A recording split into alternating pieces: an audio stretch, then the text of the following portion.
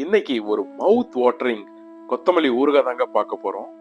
இதுக்காக 4 பெரிய நாட்டு கொத்தமல்லி கட்டு எடுத்து கிளீன் பண்ணி 2 வாட்டி அலசி உப்பு போட்டு ஊற வச்சு வடிச்சு எடுத்துக்கிட்டோம். 20 ml ஆயில் ஊற்றி இந்த கொத்தமல்லி எல்லாம் லோட் பண்றோம். நாட்டு கொத்தமல்லின்றதுனால நான் அந்த காம்போட அப்படியே எடுத்துக்கிட்டேன். இதுக்கு நல்ல ஒரு வாசம் இருக்கும் இந்த கொத்தமல்லிக்கு. நீங்க இது நல்லா ஃப்ரை பண்ண இதனுடைய வாட்டர் கண்டென்ட் எல்லாம் போகும். அண்ட் இந்த குவான்டிட்டியுமே நல்லா சுருங்கிடும். ஒரு 25 கிராம் புளி ஃப்ளேவருக்காக, ஒரு 6 பச்சை மிளகா ஸ்பைஸும் கொடுக்கும், ஒரு நல்ல ஃப்ளேவரும் கொடுக்குங்க உங்கள் பிக்கலுக்கு. ஸோ இது நல்லா வதக்கின பிறகு நல்லா காத்தார விட்டுக்கோங்க.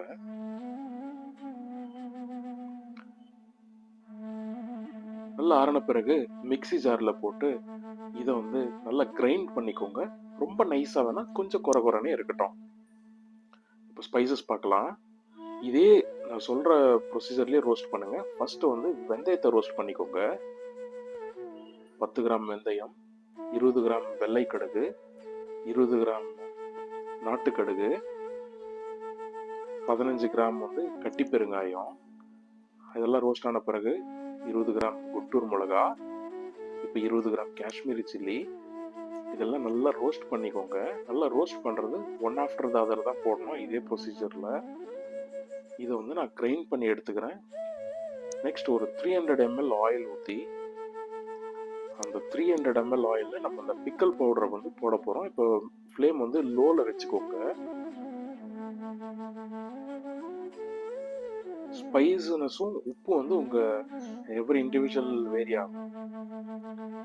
இப்போ நான் உப்பு ஆட் பண்ணுறேன். இப்போ லோ ஃப்ளேமில் தான் இருக்குது. நல்ல ஒரு மிக்ஸ் கொடுங்க. இதெல்லாம் நல்லா மிக்ஸ் ஆன உடனே நம்ம அரைச்சி வச்சிருக்கிற அந்த கொத்தமல்லி பேஸ்ட்டை ஆட் பண்ணிக்கிறோம். நல்லா பிளெண்ட் பண்ணி நல்லா மிக்ஸ் பண்ணி விடுறோம். நல்லா we should keep stirring it. நல்லா ஸ்டிர் பண்ண அந்த ஆயில் பிரிஞ்சு வர ஆரம்பிக்கும். பிரிஞ்சு நல்லா திரண்டு வரும்போது ஆஃப் பண்ணி வச்சிருங்க. ஒரு 2 மணி நேரத்துக்கு அப்புறம் ஆயில் இது போல் தனியாக பிரிஞ்சு வரும். This pickle will go very good with idli or hot rice. Love you all. நன்றி.